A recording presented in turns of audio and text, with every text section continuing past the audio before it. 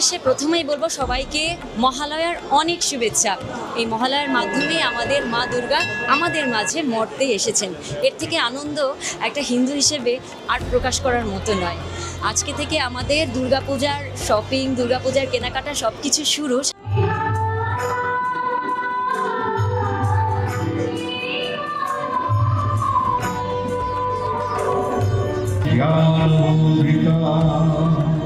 আমাদের সারা বছর অপেক্ষা করে থাকে এই দিনটার জন্য।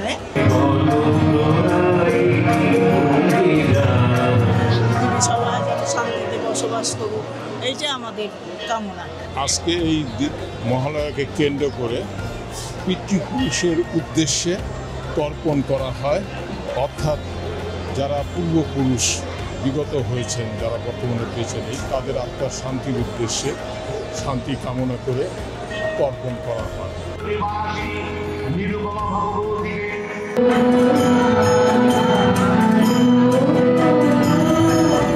নারী শক্তির উপরে কোনো শক্তি নেই। মা দেবীকে মানা হয় সবচেয়ে শক্তিশালী এবং তিনি সবচেয়ে কঠিন ও মহিষাসুরকে বধ করেছেন। তো একটা নারী পারে না এমন কিছু নেই। আমার দৃঢ় বিশ্বাস একজন নারীর যেই ক্ষমতা তা 10টা পুরুষেরও নেই। তাই নারীকে কখনো ছোট করে কেউ দেখবেন না।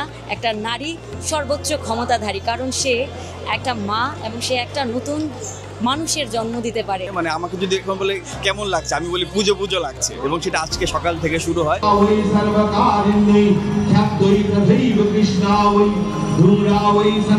আগামী এক সপ্তাহ পর থেকে ষষ্ঠী, সপ্তমী, অষ্টমী, নবমী, দশমী, আসলে এই দিনটার জন্যই আসলে আমরা বছরব্যাপী অপেক্ষা করে থাকি।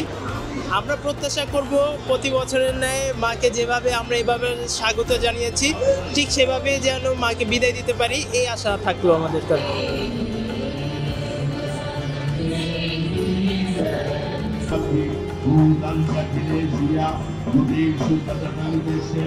Bhakti